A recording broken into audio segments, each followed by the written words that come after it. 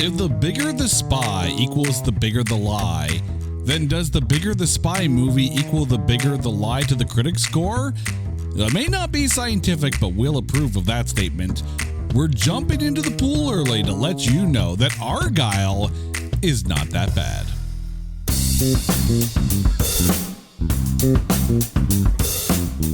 Welcome, one and all to It's Not That Bad, the podcast that looks for A grades in B movies.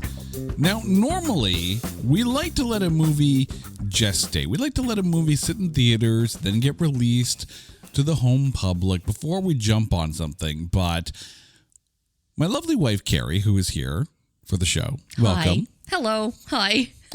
We decided to have a family movie night out to go see the movie Argylle. And then we realized that it qualifies, so it became a working trip at that point. So Okay, but to be fair, we did the same with Strays. we did do the same with Strays. That's why I say normally we like to let the movie sit and gestate for a while and accumulate a full box office. But this time we got in early, and holy crap, were the critics way wrong on this. They're so mean. They are mean. They're meaner than Twitter. Oh, which is... Don't you mean X? I mean, whatever the hell it is. But regardless of, we are going to do our best. I make zero promises at all about this. We're going to do our best to not spoil this film. And there's going to be times as we're talking that I'm sure that we're going to be absolutely frustrated because we can't say certain things about certain aspects of the film, but we are going to do our absolute best to not spoil things. Now, if it was in the trailer, fair game. Absolutely fair game. And if it's non-spoilery enough, we'll talk about it. But please, by all means, go see this film in the theater while you can, and then come back and listen to the show if you're committed to going to watch the movie. But if not, if it's not your cup of tea, and I get it, action comedies or spy thrillers, they're not necessarily everyone's cup of tea. Completely understand. So welcome to the show. But if you're going to go watch it first and then come talk to us. But we're going to try. We're going to try our best. No guarantees, no promises. So don't add us on this one here. We're going to try. But before we try our non-spoilerific look at Argylle, we're going to take this 2024 release and trailerize it. Ellie Conway is a successful writer who has created a world beloved by her readers, sold millions of copies around the world, and is in demand for more tales of daring do from her fictional creation. But what happens next is so unbelievable, so humanly inconceivable, that the film is completely and utterly unrealistic.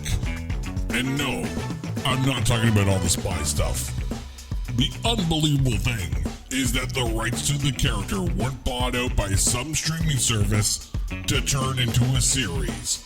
I mean, seriously, how had no one thrown so much money at Ellie by this point? Nothing good in literature remains safe from streaming.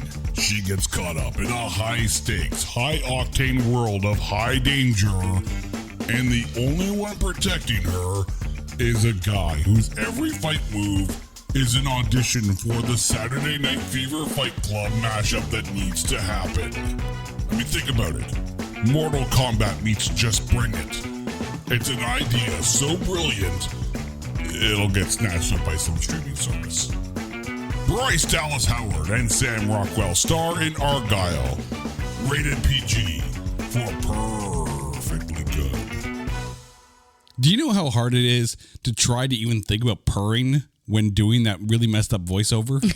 I can imagine. Like, I'm looking at the words and I'm trying to visualize how it's doing it, and my body just said, ain't no fucking way you're gonna do this. That would be like a deep growl purr thing, like. Yeah, no, and no. That would literally be the cat from hell. And no, I'm not talking about Godcat from the Exploding Kittens TV series that's coming out on streaming, but bear with us on that one. This film, hell of a cast. Massive cast. I mean, just listen to the names in this. Bryce Dallas Howard, Sam Rockwell, Henry Cavill, Bryan Cranston, Dua Lipa, Ariana DeBose, John Cena, Catherine O'Hara, and Samuel L. M.F. Jackson. Seriously. And the cat. And Elfie. And the cat, yes. The movie was written by Jason Fuchs, who had previously directed Wonder Woman and Ice Age Continental Drift, and directed by Matthew Vaughn, most famous for the Kingsman series. Now, I have to laugh, because I kind of made fun of the idea that if Ellie Conway is so successful a writer, that why haven't her books been bought up by some streaming series? Well, guess what? Apple bought the distribution rights for this movie for a whopping $200 million. I rest my case. No one is safe from streaming. Which is good, though, because the film had a budget of $200 million. So it basically made its money back. Anything now is like house money, which is nice. So does that mean that aside from the movie, they're going to be making a series? No. It just means that Apple bought the distribution rights for the film. So they basically gave Matthew Vaughn $200 million, said, cool, you make this film, but we get to distribute it. So they basically, like, here's $200 million. And Matthew Vaughn said, hey, great, I know how to spend $200 million. And this is what he came up with. So that's kind of cool. But the thing is, the box office isn't looking good early on. Now, as we are recording this on a Tuesday, the Tuesday after opening weekend, so we have a very limited sample size for our box office here, because it's only been out one weekend by the time we record this. It, of course, debuted on the February 2nd weekend of 2024 with $18 million. $18 million. Now, I want to put this into perspective. The next highest grossing thing in the theater, I say thing because it's not a movie, is episodes 1 to 3 of season 4 of a show called The Chosen that raked in $6 million. So Argylle is still 3 times better grossing than the next thing in the theaters, but that's not a big box office take for a film like this. And it gets even worse when you want to put it into perspective. Okay? So 18 million, I would say, for a non-massive budget film, like for a non-$200 million budget film, 18 million is a good take. When you have a $200 million budget, that's not good. But I want to point this out, okay? There was another movie that debuted in theaters this past weekend. And again, I say that we're recording on the Tuesday after the weekend this came out. A movie called How to Have Sex. It debuted in only 4 theaters. Only 4. Okay? Compared to Argylle's 3,605 theaters. How to Have Sex made $52,008. So if you want to take a look at a per theater average, okay, Argylle made $4,993 per theater. How to Have Sex made $13,002 per theater. So almost more than 2.5 times the per theater take on opening weekend over Argylle. How to Have Sex. I'm hoping it's not an instructional film. I was going to say, like, I don't know if it's frightening that there's that many people that are intrigued by the concept of a how-to video. I mean, it's not like it's the dummy's guide to having sex. Can't they just, like, watch, I don't know, old Pamela Anderson or Paris Hilton videos? Like, there's something called YouTube. Maybe those videos for how to have sex. But, I mean, you could just go and watch The Mating Habits of the Earthbound Human. Again, not an instructional video, But you do realize that Mating Habits of the Earthbound Human does actually qualify. So one day we may need to go down that road. Ah, yes. And right now, everyone listening is going, how do you go from Argylle to the Mating Habits of the Earthbound Human? Trust us, watch it, not an instructional film.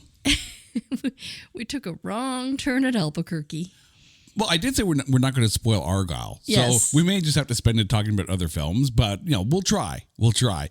But the reason why we are here is that critics suck ass. Over at Metacritic, this film has a Metascore of 36, and over at Rotten Tomatoes, the audience score is 70%. The tomatometer, 35%. What the hell were the critics thinking, putting a 35% score on this film? Clearly, the people have spoken, and the people are right. I mean, Never listen to the critics. 70%, even 70% seems a bit low, but I mean, there are aspects where I could sit there and say, okay, maybe I can, if you had told me that the critic score was 70%, I would have believed that. That could have made sense to me. But 35? Like, honestly, I'm going to ask you, in your non-official critic, but still kind of critic role here as We're guest the of this anti-critic. podcast. Yeah, but still, I'm going to put it to you, okay? If you're a critic, can you see anything in this film that would justify it even going down to 50%? The only thing that I can imagine is maybe they went in expecting something different. And this movie did not fail to deliver.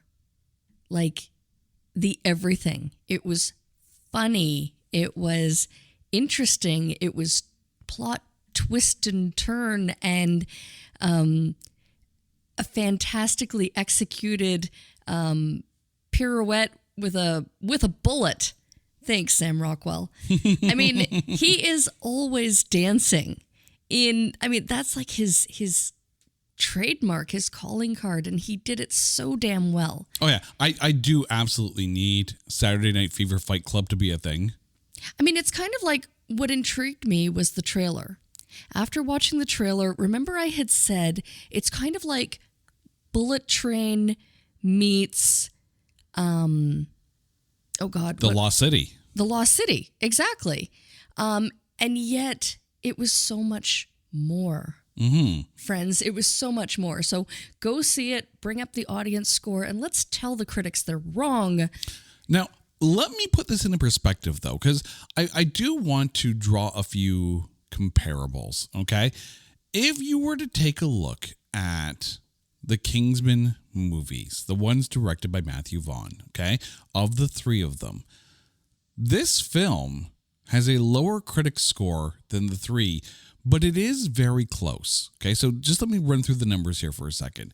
Kingsman: The Secret Service, that was released in 2014, has a 75% tomatometer. Kingsman: The Golden Circle, released in 2017, has a 50% tomatometer. And The Kingsman has a 40% tomatometer. So it's not like Argylle is far off from the other Matthew Vaughn directed films. You know, it's interesting that the numbers went downward when in watching them, I actually thought they got better and better as the series went on. And I like the second one better than the first, and I believe, if I'm not mistaken, The King's Man was far superior. I think you just like Reese Iphens. You like Reese Iphens and Reese Iphens in The King's Man. But also, put this into perspective, okay? Looking at the audience score, because a movie like this really is a testament to the viewers and the people who go to the theaters. Argylle has a better audience score than Kingsman: The Golden Circle. Kingsman: The Golden Circle sits at 64%, with Argylle sitting at 70%. So the audience feels that it's a good enough film. And it's almost somewhat reassuring to see that some other Matthew Vaughn films are at least close to that 35%. But I think Argylle is, you have to think it's going to go up, at least audience score wise. I hope so. I really, really do. Maybe everyone's just too busy watching How to Have Sex in 4 theaters with all the money, apparently. But let's get into this film, though, which is also not an instructional film, okay? And figure out where the critics went wrong. And we start with Bryce Dallas Howard, who plays Ellie. How is Ellie for you in this? Oh my God, she's adorable. I absolutely loved her from the first moment that she was in that like author's Q&A. I was like, oh, I'm really going to enjoy this movie. And I can't say too much, but oh my gosh, like, just, I mean, you literally just want to be her best friend and, like, you know, be the person on the other end of the phone that she's calling and just chatting and talking through her writer's block. Mm-hmm. Can I say that? Is that too much? No, that's fair. I think that's fair. I think that's fair. One of the movies that this film is going to get compared to, like, a lot, of course, is The Lost City, because it's the idea of the writer getting tangled up in some kind of crazy adventure that parallels the work that she's been writing. The Lost City has a tomatometer of 79% and an audience score of 83%. I would argue that Argylle may actually have a better overall story than The Lost City, but I can see performance parallels between Bryce Dallas Howard and Sandra Bullock. And really, if you're looking for someone to do action as well as comedy, because really, Argylle, it's an action comedy, there's no question about that. We know Bryce Dallas Howard can do both. I'm actually going to disagree with you, and I am. You're going to disagree that she can't do both? I am. No. About the previous statement, I am so sorry to any Sandra Bullock fans. This is no disrespect, but I think that Ellie was so much more likable than Sandra Bullock's character in The Lost City. Character. Yeah, exactly. Like, I found that, you know, you're rooting for Ellie the entire time during the movie, and yet there were times during The Lost City where I was just like, ugh, like, you know, let her go off on her own. Let her, you know, I don't know, like, I connected more with Ellie. And so you really want to see everything work out well for her. And that's all I'm going to say. I think there's something just genuinely sweet about Ellie. You know, we think about it, right? Here's a writer who, you know, basically when it comes to the love of her life has 4 legs and lots of fur and her own backpack and his own backpack. And that's Alfie, the cat, which of course was all over the trailers. Like, Ellie is, I'm going to use her own quote, because when asked about creating the character of Ellie, Bryce Dallas Howard basically compared Ellie to Taylor Swift, in that, aside from the idea apparently of carrying a pet around in a backpack, she used the phrase unapologetically dorky about Taylor Swift. And that's kind of the personality that she brought to Ellie. And there is something just genuinely sweet about the idea of really unapologetically dorky. You know, Ellie is who Ellie is. She's comfortable with that, even though sometimes she has those moments of, well, maybe, but then she pulls herself back. Like, Ellie is very relatable, whereas Sandra Bullock's character in The Lost City, not as much. I think I agree with you on that one. And she's good, too, when it comes to the comedy and the action. I mean, you think about Jurassic World.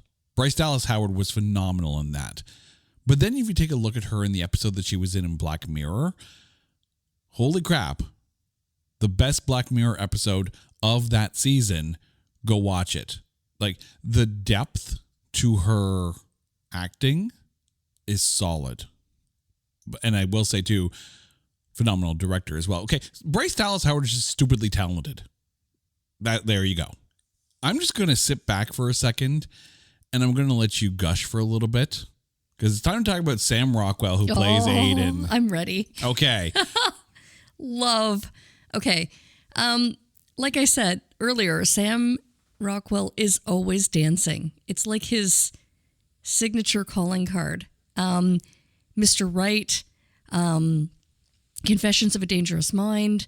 I'm even trying to think back to Matchstick Men. Was he dancing in that one? I don't know about Matchstick Men, but I can guarantee you there was absolutely zero dancing in Galaxy Quest, but he did dance during Iron Man 2, of course, when he played Justin Hammer.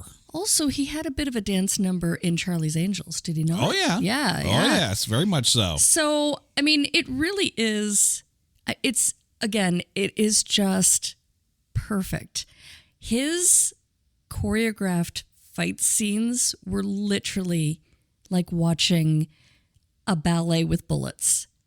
Like, the entire train sequence, and I can say that because it's in the trailer. It's in the trailer. We're safe now. We're safe still. There's so much more to it. It really does feel like, imagine a John Woo film, but played at regular speed. But the thing is, it was funny. It was so fun. It was kind of like Bullet Train. It had that kind of like humor to it, right? Like, you can't possibly take it serious if someone takes a bullet right, to the chest, because it's actually done in humor. Okay, I'm going to say something maybe controversial because I know you like Bullet Train. I know you love Bullet Train. Oh, I loved it. I found that the trailer to Bullet Train made it seem funnier than it was. This one, it gave you exactly what it promoted it to be. Fair enough, but I still liked the intertwining of the characters in Bullet Train. I thought they did it well. I'm not saying anything against the story. I just found that it was more action than comedy, but the trailer made it feel more comedy than action. I think they just put all the humor in the trailer. Yeah, which you're getting that. Don't worry about that. You're getting that.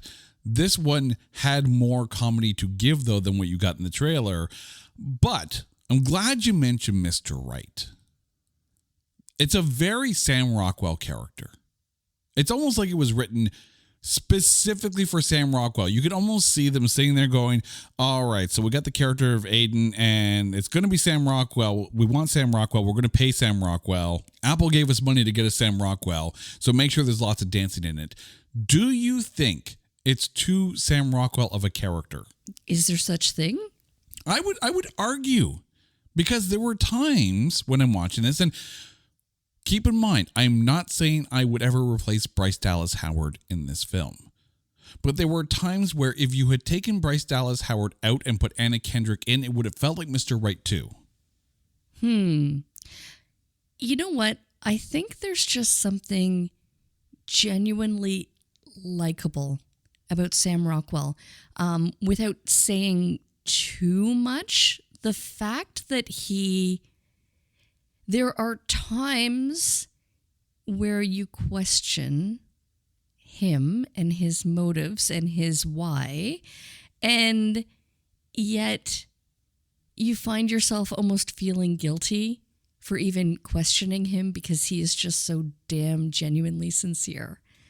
And I hope I didn't say too much, but that's... Well, let me ask it a different way then, okay?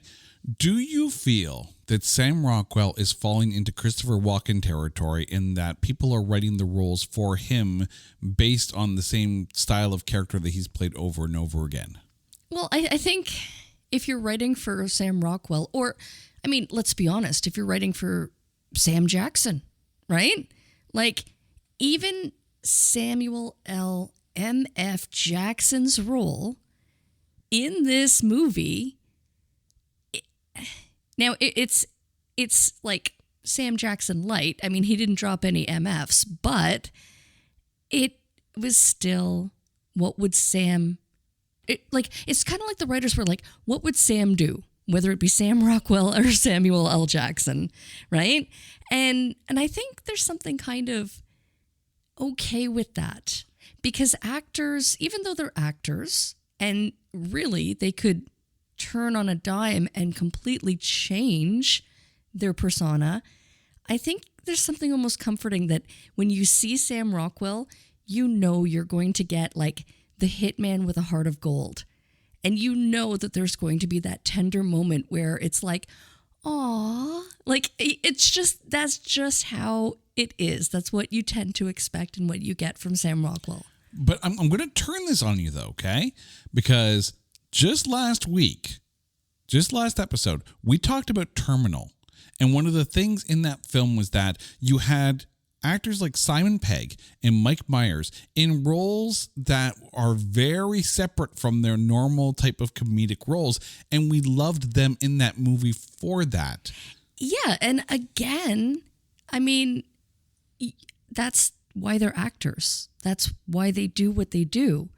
But there is something comforting about when they play a character, and it's always a different character. I mean, Mr. Right was a different, and again, this is going to get tricky, but it's a different character.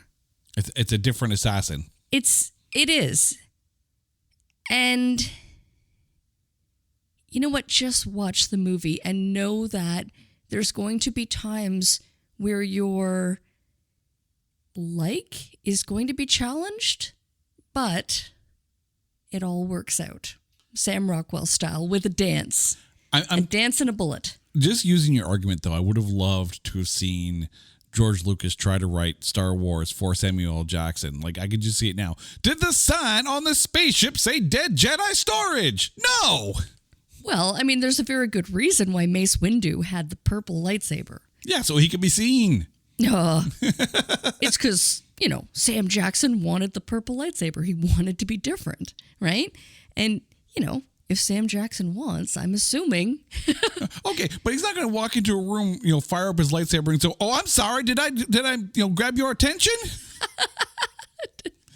Which we now need to take every single Mace Windu scene and overdub it with lines from other films. Needs to happen. God. Yeah. Right? Needs to happen. Henry Cavill, who played Agent Argylle in this, I freaking howl at the Henry Cavill's ability to almost make fun of the dead seriousness of most of his other characters. But how was Henry Cavill in this for you? He was absolutely perfect. You know what? Like, there was just something about him that, without saying too much, just watch the movie. Just watch the movie. We're just going to sit here for a full hour and say, just watch the movie. I know, the movie. There is so much that I want to say about his performance, about his scenes, but I'm afraid of saying too much. Okay. Well, first things first, we need to address the crime of this film. I wonder what atrocities he committed to the hairdressers to make them do that to his head. No, but I think it was actually perfect. Oh, it's absolutely perfect. And I think it's even better that at no point did Argylle ever make any comments, or did anyone make any comments about his hair? It's basically like it's there. It feels like that moment in Austin Powers where it's like, don't look at the mole, don't say mole, molly, molly, molly, molly. It's like all of a sudden, don't look at the hair, don't point at the hair. Okay, but can we talk about the figurine? Like, oh, absolutely. Okay, so that's what I was fighting to not mention is that Agent Argylle was such a pivotal character that he was actually characterized as a figurine, which sat on Ellie's desk. And again, if you picture like someone being the face of a novelization, like picture Harry Potter, okay? Or try to picture Harry Potter without picturing Daniel Radcliffe as Harry Potter. Well, HBO is going to make you try. So if you're reading the book, if you're reading any novel series, right? You read the books and you get in your mind a picture of how the character should look. I think where I'm going with this is that Henry Cavill was absolutely perfection to be Agent Argylle. And the scenes in which he kept popping up in, because I mean, he is Agent Argylle, and Ellie writes about Agent Argylle, so we know, right? But the interesting thing here is this. You have to take a look at Henry Cavill's body of work, okay? He was the most emo Superman that ever Supermaned. He was emo even more in The Witcher, although it kind of fit with The Witcher. So he has, and all of a sudden, like, he's got the, the very serious, cock the guns, before fighting Tom Cruise in one of the Mission Impossible films. He has this history of playing these very stoic, very serious kind of roles. So Argylle almost seems like it's almost poking fun at the absurdity of Henry Cavill being so serious. I'm sure he had a blast with that. But that's the thing. He was probably like, oh, finally, thank God I get to be silly to be serious. It's almost like that ability for Ryan Reynolds to, after having to play Deadpool in a way that offended the entire world in X-Men Origins Wolverine, and then getting to play the proper version of Deadpool in his own Deadpool film. Like, it's almost like being able to say, okay, now we got it. And then to kill off his former self in Deadpool 2 in the post-credit scene. It's like, yes, yes, and yes. Here, yes, Henry Cavill is literally almost soaking in the enjoyment of this role because he's picture perfect for it. Absolutely. Speaking of Henry Cavill, we have to talk about his sidekick, Mr. John Cena. You know what? I can't help but laugh and smile when I see John Cena come on screen. Like it's, I mean, in whatever movie, he is just so damn likable, whether it's The Peacemaker or even, I absolutely love Playing with Fire. Playing with Fire. Like, because he starts out this like big, tough, muscly guy who's super serious, but he's really funny. He's really likable and exactly in this character, I want to point out to our listeners that if you're going into this looking for John Cena, he is somewhat underused in this, but because of the character he's playing, it makes sense. I want to draw a comparison to another fictional character from a novel series that actually has been turned into movies before, much to the chagrin of the author at the time, and that's the Clive Cussler novels. If you take a look at the duo from the Clive Cussler novels, Dirk Pitt and Al Giordino, when they made the movie Sahara, and I mentioned Sahara because I have not watched Raise the Titanic yet. So Sahara is direct from the Clive Cussler novel. Matthew McConaughey as Dirk Pitt, it grew on me. It absolutely grew on me. I'm fine with it. Al Giordino is described as a short, stocky, Italian, like strongman, basically, that's Dirk Pitt's right-hand man. In this film, John Cena is the Al Giordino if Henry Cavill is Dirk Pitt. And almost the perfect person for that role. By the way, for the record, movie Sahara, the short, stocky Italian guy, supposed to be, they cast Steve Zahn. Definitely not. To the point of he even had problems saying his own character's name in the movie, and they left it in. I actually enjoyed him in that. I thought he was... But the thing is... I thought he was great. If you don't know the character of Al Giordano, then okay, maybe. Which I don't. I've never read the books. So. See, there's the thing. I read so many of the books, and when I saw starring Steve Zahn... No. Just no. If you would put John Cena in that role, okay. You know what? Okay. I'm fine with that. If a Sahara movie ever happens and you want to put John Cena in the Al Giordino role, do it. I'm fine with it. But he is neither, well, he's not short. No, but he's also not super tall, though. I mean, he's 6'1", so he's actually only slightly shorter than I am. So, okay, I'm kind of tall. Well, I'm 5'0". Everybody's taller than me. 5 foot all. Sam Rockwell's taller than me.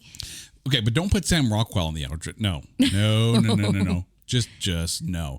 I'm sure there are other better actors, but I guarantee you John Cena is a way better fit for that character than Steve Zahn was. And again, I'm diatribing here and moving away from Argylle, but we can talk about Sahara all we want because it's been out long enough. But one day we should actually do an episode on Sahara because it does qualify. Bryan Cranston as the head of the directorate. How was he for you? Ooh. Loved the character use. Period. End of story. I can't say too much on this one because this is where it gets dicey, twisty.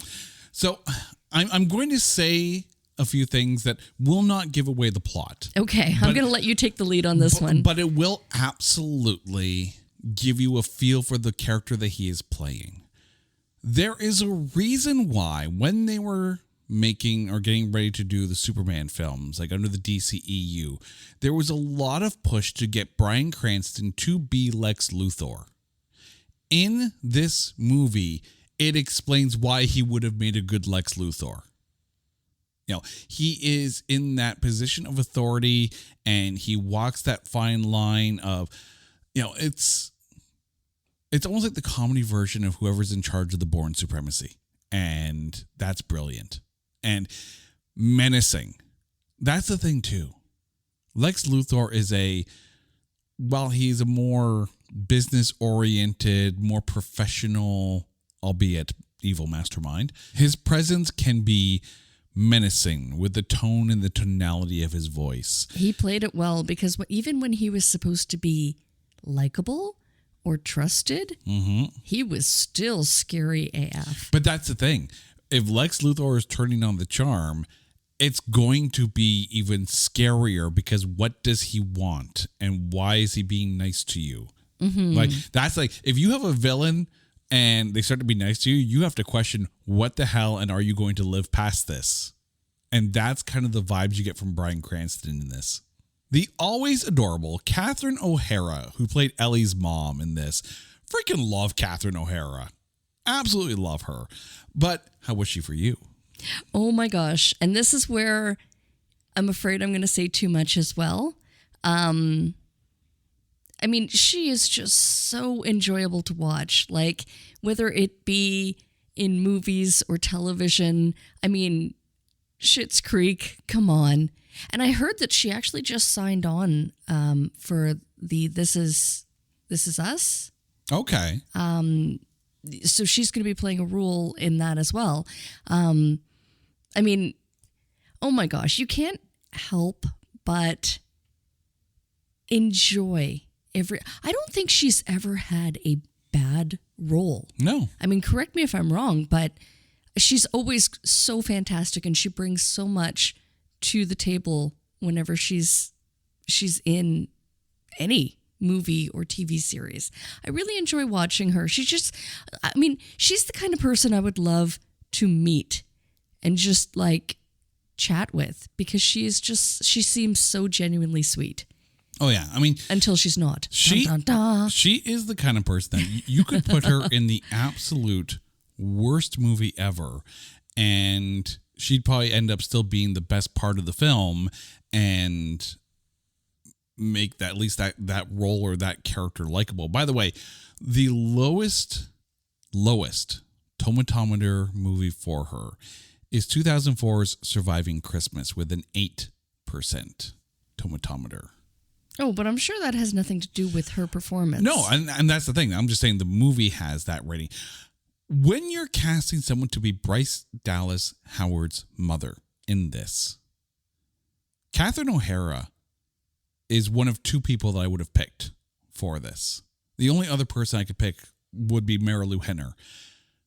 Catherine O'Hara, I think, is better for this movie to play her mother because, as you mentioned, Ellie is bubbly and likable, even with all her quirks and her faults and her quote unquote, unashamed dorkiness, right?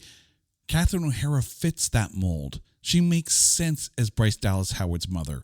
It's pitch perfect casting. And anytime you get a chance to have the perfect role for someone like a Catherine O'Hara, you snag her up and you put her in it. Couple of smaller roles to talk about here. And I'm going to start with you on this one because it's Samuel L. M. F. Jackson. Oh, he was, you know what? As soon as he was introduced on the screen, I was like, yes. But I mean, I knew, right? Because he's in the trailer. Yes. But his role, when he's introduced, the movie is just starting to get good. Mm-hmm. Like I guess that's all I can really say about it. He was so enjoyable to watch. Each time they kept coming back to his scene. Let me put the same Sam Rockwell question to you, to Samuel L. Jackson. Was it too much Samuel L. Jackson personality in this role for you, or did it need that touch? Could you have put any other actor in that role? Because it's not a big role. It's not a big role, but he just brought something to it. And I don't think I'm saying too much. The scene when he's just sitting in what would be like a master control. Because can I say his little mini control center? He's like a CIA operative, right? Mm-hmm. He's like a director. Not CIA, but he is of the spy ilk. Oh, I thought he was CIA. Okay. No. Okay. Anywho, he is the director. Let's just call him the director. And yet he's sitting in this not really, but we're trying our best not to spoil things. So he is in a position where he would have a control room. Anyway, he's sitting in a control room watching the Lakers game. Might not be Lakers, but he's watching a game. And I just tend to think that was so funny because it was kind of like, okay, all of this is going on. And he's kicking back and watching the game. He's watching the game with his feet up on the table. And I can't say any more. The thing is, I think, could you have put anyone else in that role? Yeah, you probably could have. No. But no, hear me out. Okay.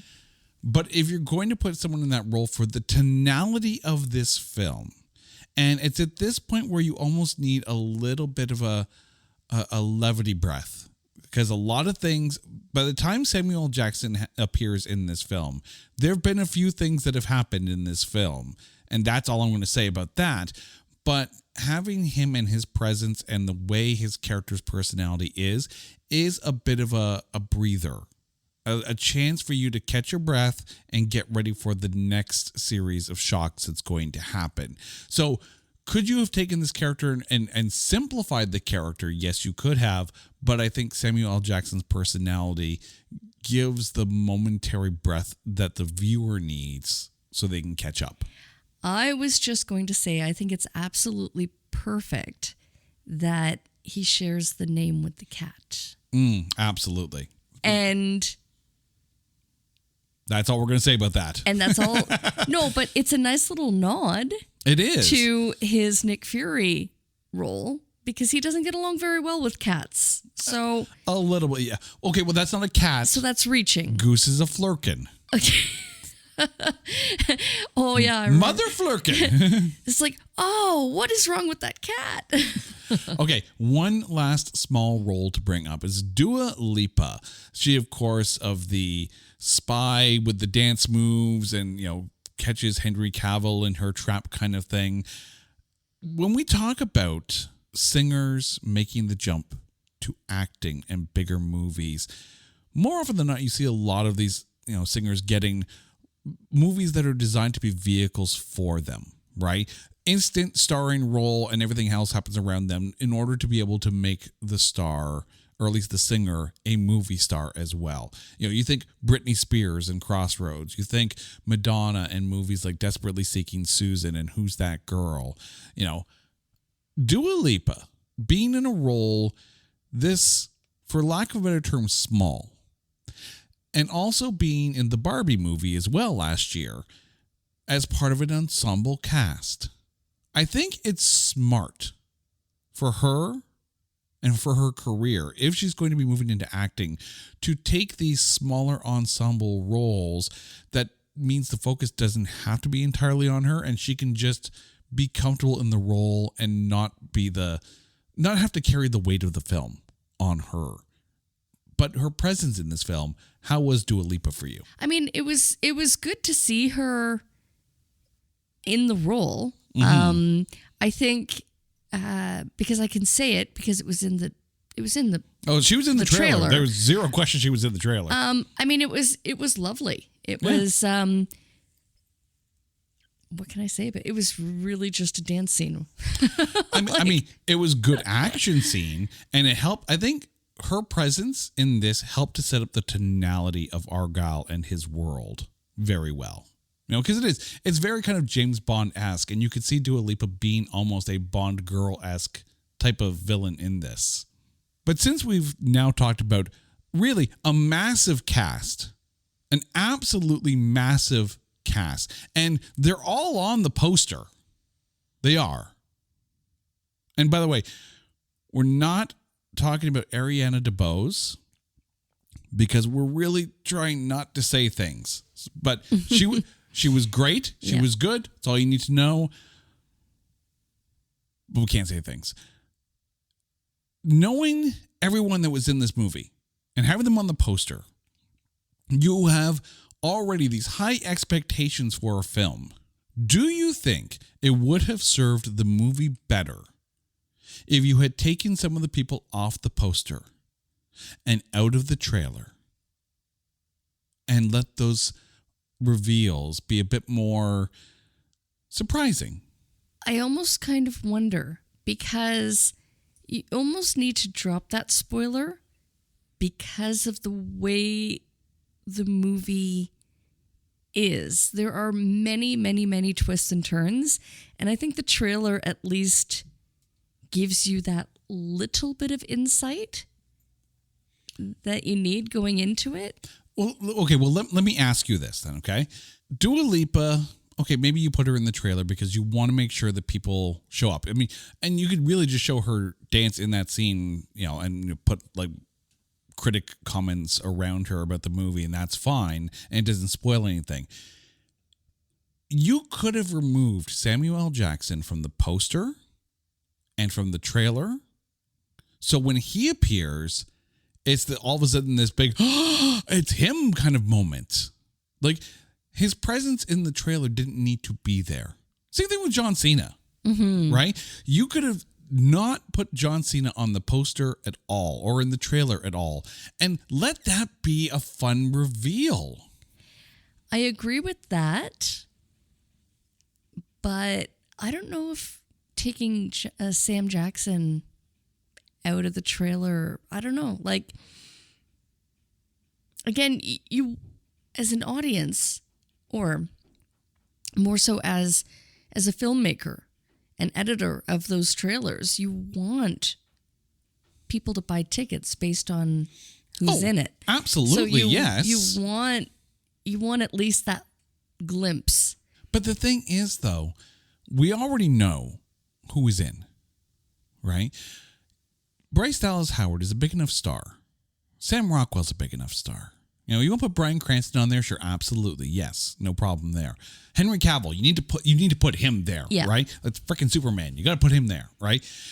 And Catherine O'Hara, put her on there as well. That's totally fine. But some of these smaller roles could have been really cool surprise moments. We don't get surprise moments that often in the movies anymore. I think even Catherine O'Hara, you could have possibly left her out, and then it would have been this is going to be great because she's in it. You probably could have left Bryan Cranston out, but put Catherine O'Hara in, because Catherine O'Hara at least solidifies Ellie's writing woes in her writer's block. I mean, that makes sense, right? But the thing is, I like to be surprised. I mean, remember when we went to go see the Marvels, and then we get that post-credit scene of the post-credit scene that it is. By the way, by the time this episode comes out, the Marvels is on Disney Plus already, so I'm just going to say it now. We get that post-credit scene of Beast, and Binary at the end where it's like, and I squeed in the theater, and I had that moment that wasn't spoiled. Unlike Doctor Strange in the Multiverse of Madness, where we had our Peggy Carter and our other Captain Marvel, like, don't spoil. Okay, but keeping in the theme of spoilers, if you see this in theaters, stick around. Yes, stick around. Post-credit scene. Yes, definitely stick around for the post-credit scene. I just wish that we got a surprise me a little trailer, people. And the thing is, it has nothing to do with Matthew Vaughn. He's not normally the directors aren't the ones who are cutting the trailers, right? The studio does that. I get that. The other thing I want to point out is this. We have to talk about the box office. At $18 million for a $200 million budget film, people are already saying that this is a flop.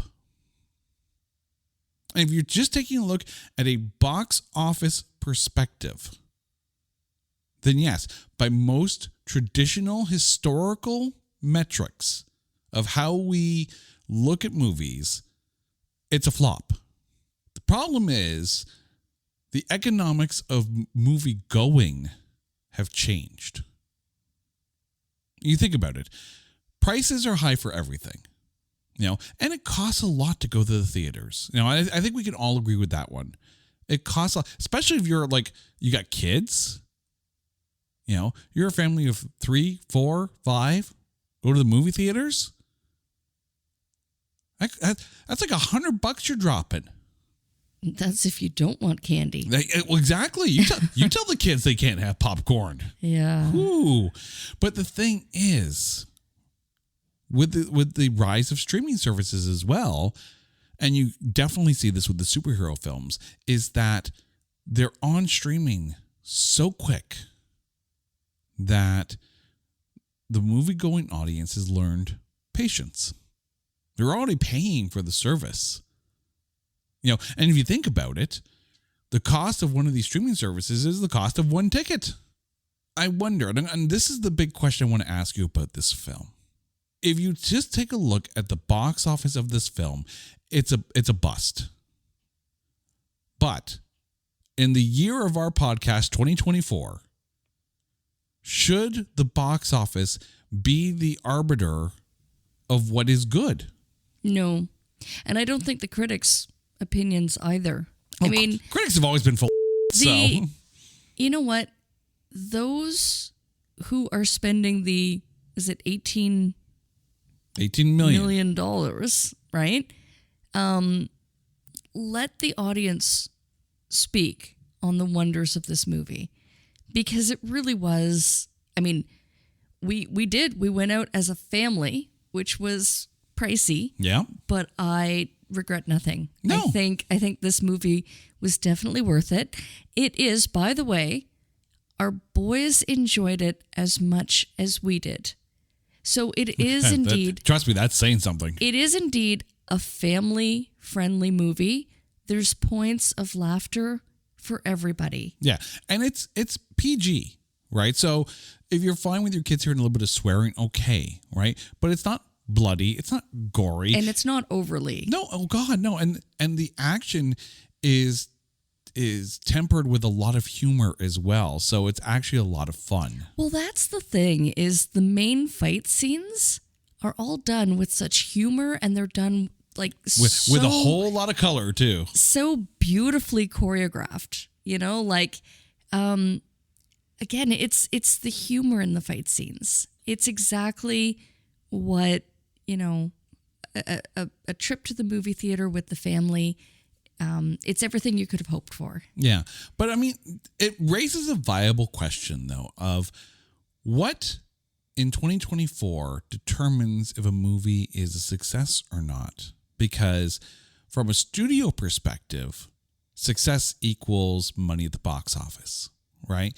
From a franchise perspective, it's not only money at the box office, but it's also toy sales, which I don't think you're going to get toy sales out of a movie like Argylle. Unfortunately, because I know you would want an Argylle toy. A cat in the backpack? I mean, yeah, you're probably going to be able to sell a couple Funkos out of this if ever, we get the Argylle Funkos. And yeah, those would sell for sure. There's no question. A movie like this is not going to get awards either. At least not the big awards. Maybe an MTV VMA, possibly. Maybe a Kids' Choice Award, maybe a People's Choice Award, but not necessarily. Like, it's not an Oscar-worthy film. It's not. Maybe for some of the technical teams and for some of the, the sound design and whatnot. Okay, sure.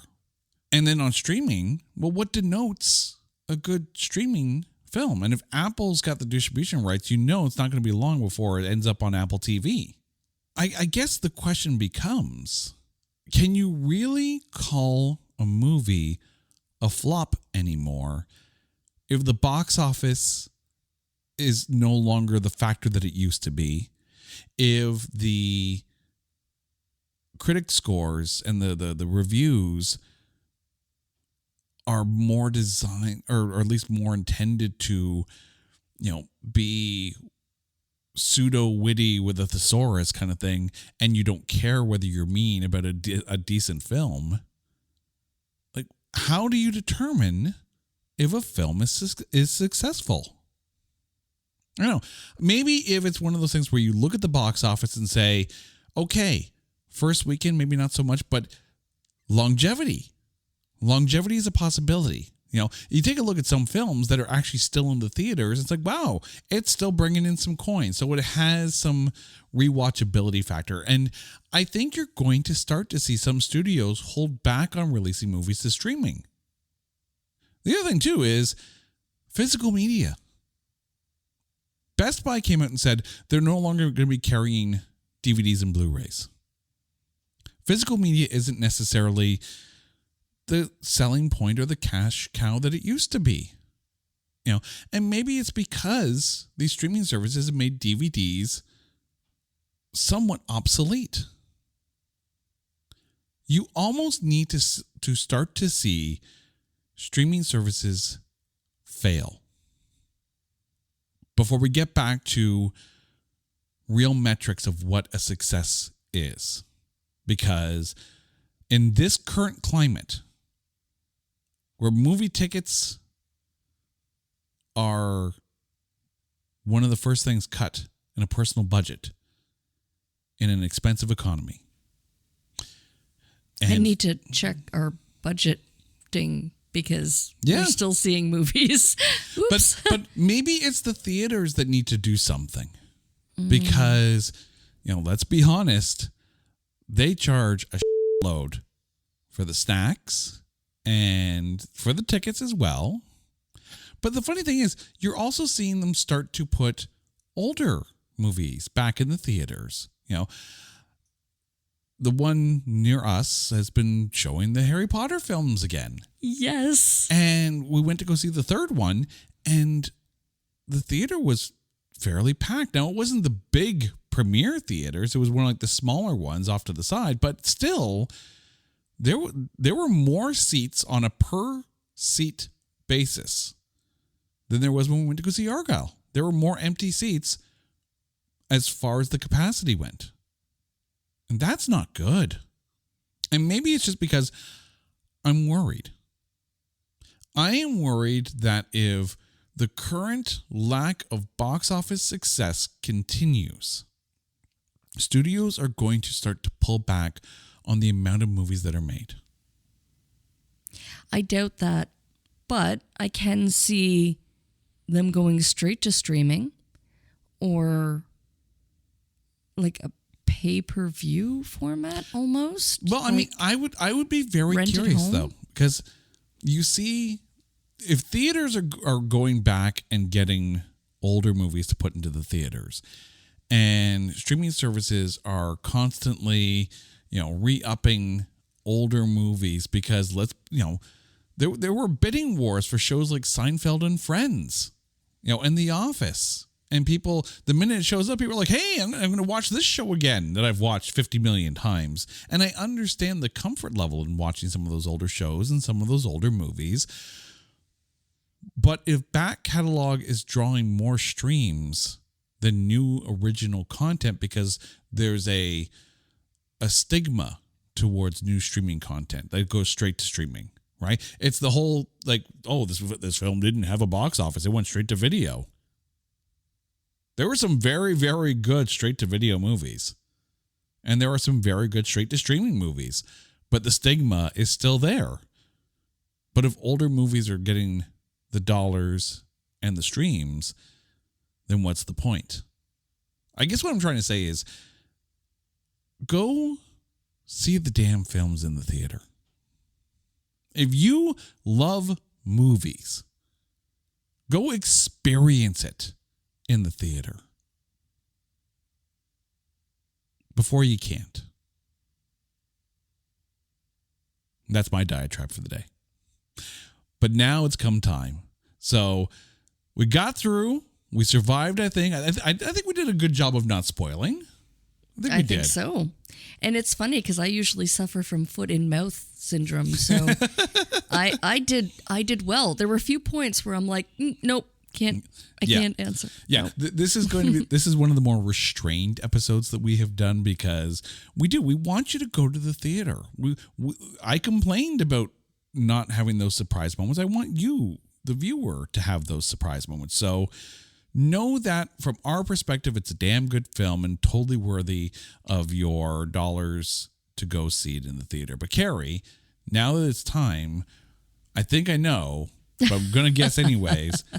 Or at least ask, who is your MVP of Argylle? Oh, without a doubt, it's Sam Rockwell. Yeah, I knew. Yeah. I knew. Oh, he is just so incredibly charming and funny and just so damn likable. Even when you think you might not like him, he's so likable. Oh, so you like him. You know you like him. You must like him. Not my MVP. No? No. The cat. No. I did have both Sam Rockwell and Bryce Dallas Howard in my honorable mentions because she was great in this. She was absolutely great. No, my MVP is Henry Cavill. Really? Because the comedy doesn't exist in the Argylle character if he doesn't play it so straight and so serious, but yet still so deadpan comedy. Like it's smart comedy from him. Do you think he underutilized? Do you think they could have No. I used more? I think they used him exactly the amount that they needed to use him for fear of taking away from Ellie's story. Like, it's Ellie's story. Argylle's just the fictional creation of Ellie. And that's not taken away. That's all in the trailer. It's all in the trailer. But because Henry Cavill's moments on camera are so in fictional character, and the fact that the character is such a play on, or at least it feels like a play on some of his past roles. Like if it was any other action star, probably not so much. But I think because it's Henry Cavill and because he's almost playing it with a wink and a nod, it makes it even funnier, and that works for this film. Carrie, thank you so much. Not just for, coming to the movies with me, because that's always fun. I love our movie date nights. But for also turning it into a work trip. You cannot claim this, though. Boo. No, you cannot submit an expense report for this because no. I'd like to speak to the supervisor, please. Okay, I'm here. I disagree.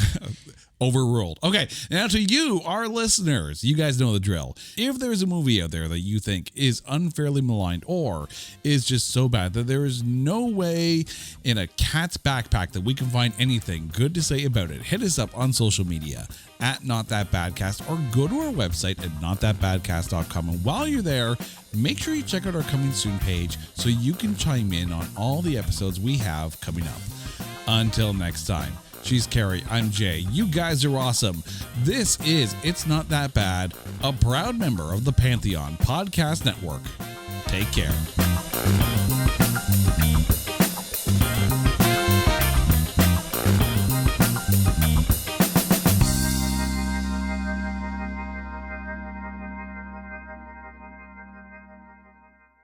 To celebrate joining Pantheon Podcasts, Rock Camp, the podcast, the official podcast of Rock and Roll Fantasy Camp, is giving away a guitar signed by Mike Portnoy of Dream Theater, Marty Friedman, formerly of Megadeth, and legendary shredder Zakk Wylde, plus our rockstar counselors like Vinny Appice, Monty Pittman, and more. To enter to win, simply follow, rate, and review our podcast on your preferred platform, and that's all you have to do. For more information, go to rockcamp.com/podcast.